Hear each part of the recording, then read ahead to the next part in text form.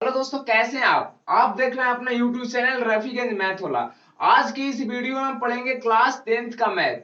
और इस वीडियो में पढ़ेंगे किस तरह के प्रश्न आते हैं बोर्ड एग्जाम में, कैसे प्रश्न आते हैं, किस तरह के प्रश्न पूछे जाते हैं। तो देखिए, वीडियो को लास्ट तक देखिएगा। वीडियो अच्छा लगे तो वीडियो को शेयर कीजिएगा और चैनल को सब्सक्राइब कीजिएगा और वीडियो को लाइक कीजिएगा। देखिए ध्यान से, देखिए क्वेश्चन क्या है, किस तरह के क्वेश्चन आते हैं बोर्ड एग्जाम में।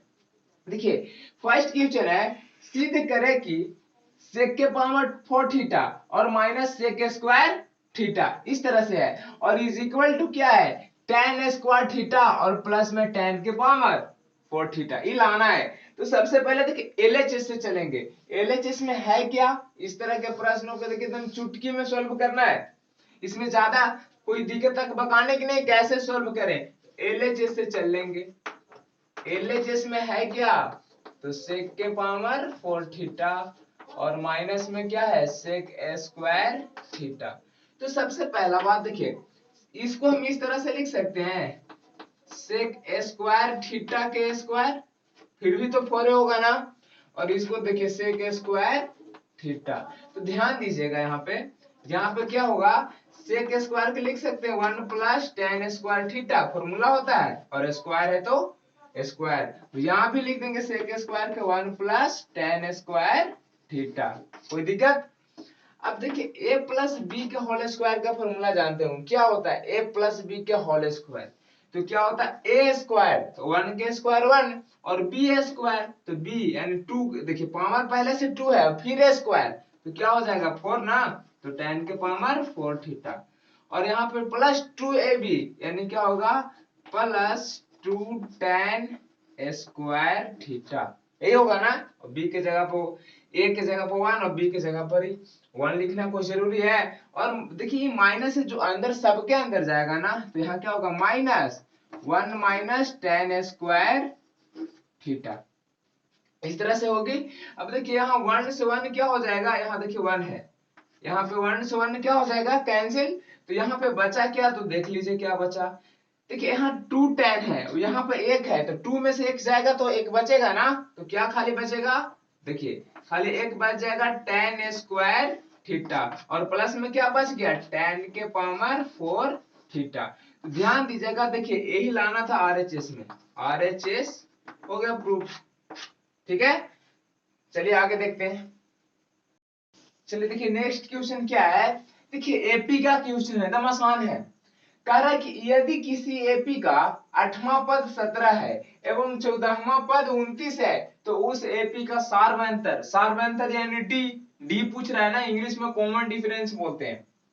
तो देखिएगा ध्यान से, यहाँ पे कह रहा है 8वां पद, यहाँ पे हल पे लिख लेंगे ना, हल लिख के यहाँ पे 8वां पद क्या दिया है, 8वां पद 17। और तथा कह रहा है क्या, कि जो 14वां पद है आपका क्या दिया गया है, 14वां पद, जो 14वां पद है 29 है, क्या है 29, इस तरह से कह रहा है ना। तो यहाँ पे देखेंगे 8वां पद क्या है, तो क्या है 17। तो 8वां पद को क्या लिखेंगे, a प्लस, ये ना होता फॉर्मूला n माइनस 1, n के जगह पर 8 माइनस 1 यानी a प्लस क्या लिखेंगे 7d इज इक्वल टू 17। इसको फर्स्ट मान लेते हैं। तथा तथा क्या कह रहा है, 14वां पद, तथा क्या है 14वां पद, क्या है दिया हुआ 29, यानी इसको क्या लिखेंगे, 14 से कम घटता है ना, a plus 13d is equal to 29। ये क्या हो गया सेकेंड। देखिएगा कैसे आता है, जैसे क्या होता है कि एक इससे कम हो जाता है, 14 है तो एक इससे कम, क्योंकि n में से घटता है ना। तो यहाँ पे दोनों को क्या कर लेते हैं, घटा लेते हैं। समीकरण लिखेंगे, समीकरण 2 माइनस 1, 2 में से 1 को घटा लेते हैं। तो यहाँ पे क्या हो जाएगा, देखिएगा ध्यान से, इसको घटाइए, इसमें से ही घटाइए, तो ई में से ही घटाइएगा, ए में से गया 0, सिंपल कट गया ना। और 13d में से 7d जाएगा, तो 13 में से 7 गया तो 6, तो बचा क्या 6d।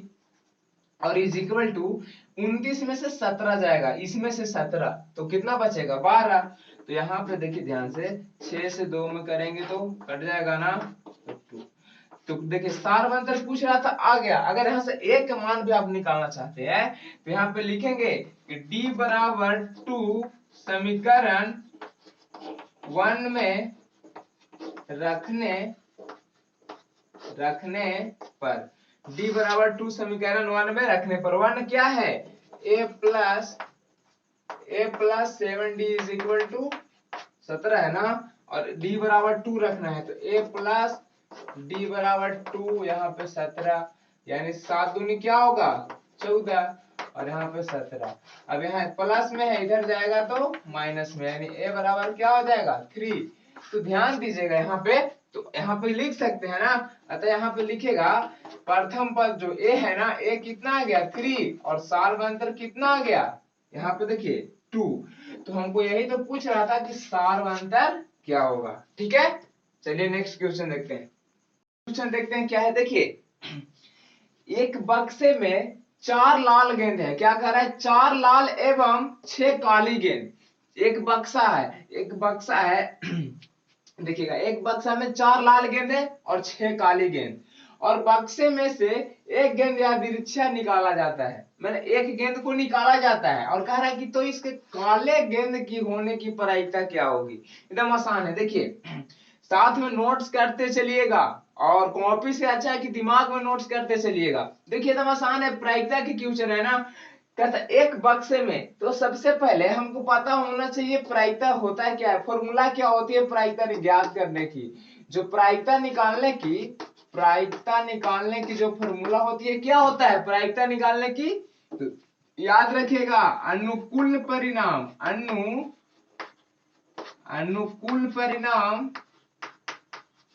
और बटा में क्या होता है कुल परिणाम। याद रखिएगा प्रायिकता निकालने की फॉर्मूला है अनुकूल परिणाम बटा कुल परिणाम। तो सबसे पहला इसमें दिया क्या है, कुल परिणाम जो दिया है क्या है, तो एक बक्सा है उसमें 4 लाल एवं 6 काली गेंद है। तो देखिए हल लिखेंगे आराम से, कितने कितने हैं एक बक्सा में, 4 जो है से लाल गेंद है और 6 जो हो गया से क्या हो गया काली गेंद है, 6 क्या हो गया काली गेंद है ना दिया है। तो यहाँ पर कुल गेंदों की संख्या कितना हो गया, कुल गेंदों की संख्या, तो 6 और 4, कुल गेंदा तो बक्सा में है ना, 6 काली और 4 लाल, तो यहाँ पे क्या हो जाएगा 6 और 4, तो कुल गेंदों की संख्या कितनी हो गई 10। कुल तो हमको मालूम हो गया, तो कह रहा है कि इसके काले गेंद होने की प्रायिकता क्या होगी। काला गेंद एकदम सिंपल है, तो पहले तो क्या किसके, तो काली गेंद। तो बताइए यहाँ पे काली गेंद कितनी है, यहाँ पे काली गेंद की संख्या कितनी है 6, काली गेंद की संख्या की 6 है, तो किसकी कह रहा है काली गेंद के ना प्रायिकता, तो यहाँ पर लिख लेंगे, यहाँ पे लिख लीजिएगा काली गेंदों की संख्या 6। तो यहाँ पे कह रहा है प्रायिकता किसकी, काली गेंद के, किसकी काली गेंद। देखिए काली गेंद की प्रायिकता पूछ रहा है, तो क्या होगा काली गेंद की प्रायिकता, तो हम अभी लिखे अनुकूल परिणाम बटा कुल परिणाम। अनुकूल परिणाम जो आप निकाले हैं और कुल जो पूरा दिया गया है, तो अनुकूल क्या आप निकाले, कह रहा है क्या इसके काले गेंद की होने की प्रायिकता क्या होगी। तो काला गेंद कितनी है 6 ना, टोटल तो काला गेंद की संख्या क्या है 6, तो यहाँ पे क्या हो जाएगा 6 बटा कुल परिणाम, कुल कितना है 10, यानी 6 बटा 10 कट जाएगा 3 से 2 बार में, अब 5 से, यानी 3 कितना हो जाएगा 5। तो बताइए यहाँ पे आंसर क्या हो गया, काली गेंद की प्रायिकता 3 बटा 5। ठीक है, चलिए नेक्स्ट क्वेश्चन देखते हैं। नेक्स्ट क्वेश्चन क्या है, देखिए है द्विघात बहुपद का क्वेश्चन। देखिए द्विघात बहुपद यानी है x² माइनस 2x माइनस 8 के शून्यांक निकाले। देखिए शून्यांक निकालना आसान है एकदम, देखिए ध्यान से क्या करेंगे, सबसे पहले लिखेंगे हल, दिया है x² माइनस 2x और माइनस 8, इस तरह से ना। तो देखिएगा सबसे पहले क्या करते थे, गुणनखंड करने के लिए इसे इसमें मल्टीप्लाई करते थे, गुना। तो गुना करेंगे तो x² से 8 में करेंगे तो 8x²। तो समझिए यहाँ पे ध्यान दीजिएगा, यहाँ पे जोड़कर या घटाकर 2x लाना है माइनस 2x और गुना करके 8x²। तो कैसे आएगा, इसको इस तरह से लिख सकते हैं x² minus 4x plus 2x minus 8। ध्यान दीजिएगा यहाँ 4x में से 2x जाएगा तो माइनस 2x, 4 से 2 में मल्टीप्लाई करेंगे 8x स्क्वायर, तो यहाँ से x कॉमन हो जाएगा ना, x माइनस 4 और प्लस में यहाँ से 2 कॉमन कर लेंगे तो x माइनस 4 दूना। अब दोनों में कॉमन क्या हो गया, x माइनस 4, यहाँ क्या हो जाएगा इंटू x प्लस 2, हो गया ना। निकालना है आपका क्या, शून्यक निकालना है। क्या निकालना है, शून्यक। तो बराबर में 0 लेके चलेंगे ना, शून्य, x माइनस 4 बराबर 0 और x प्लस 2 बराबर 0, यानी माइनस में होने जाएगा तो प्लस में, और ये तक नहीं प्लस में है नहीं आएगा तो माइनस में, ये हो गया ना। इसलिए यहाँ पे लिख देंगे क्या हो गया, शून्यांक क्या क्या आया है यहाँ पे लिखेंगे। देखिए शून्यांक क्या क्या, शून्यांक आया 4 आया, क्या आया है 4 और माइनस 2, 4 और माइनस 2, ठीक है, यही हो गया आंसर। चलिए आगे देखते हैं क्वेश्चन क्या है। दो संख्याओं का योगफल 50 है, एकदम आसान क्वेश्चन है, इसमें कोई एक बकाने वाली बात नहीं। दो संख्याओं का योगफल क्या है, 50 है, एवं उसमें से एक संख्या दूसरे की 7/3 गुनी है। क्या कह रहा है कि दो संख्याओं का जो योगफल है 50 है, एवं उसमें से एक संख्या है ना दूसरे की 7/3 गुनी है, तो संख्याएं निकाले।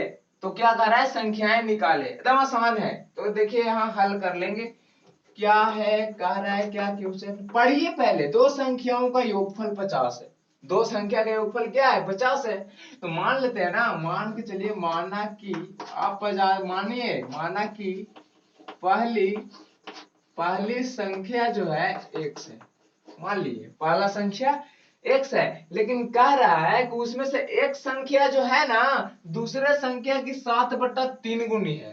तो दूसरी संख्या की बात कर रहा है तब, तथा देखिए दूसरी संख्या क्या, दूसरी संख्या कह रहा है ना कि जो पहली संख्या के 7/3 गुनी है, तो 7/3 गुनी किसकी, पहली, तो पहला से गुना कर देंगे यानी 7x बटा क्या होगा 3, हो गया ना।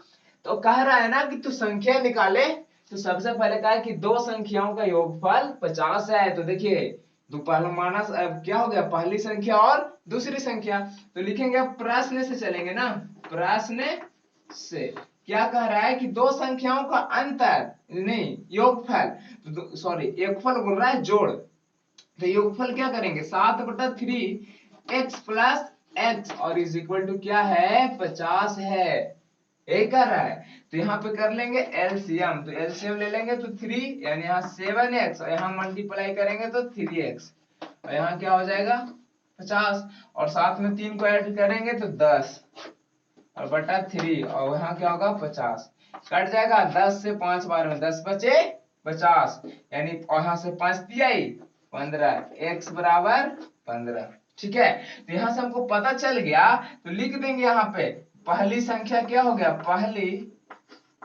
पहली संख्या, देखिएगा पहली जो संख्या है क्या माने थे x, तो x क्या आया 15, तब था दूसरी संख्या तो निकालिएगा ना, इसलिए करके लिखिएगा तथा दूसरी यहाँ पे लिख दीजिएगा दूसरी संख्या कैसे निकालेगा, क्या है 7/3 और गुने में x के जगह पे 15, यहाँ कट जाएगा ना 3 बचे 15, अब 7 से 5 में मल्टीप्लाई करेंगे तो 35, तो यहाँ से हमको पता चल गया साफा साफा पहली संख्या 15 और दूसरी संख्या 35, आसान है ना। चलिए नेक्स्ट क्वेश्चन देखते हैं।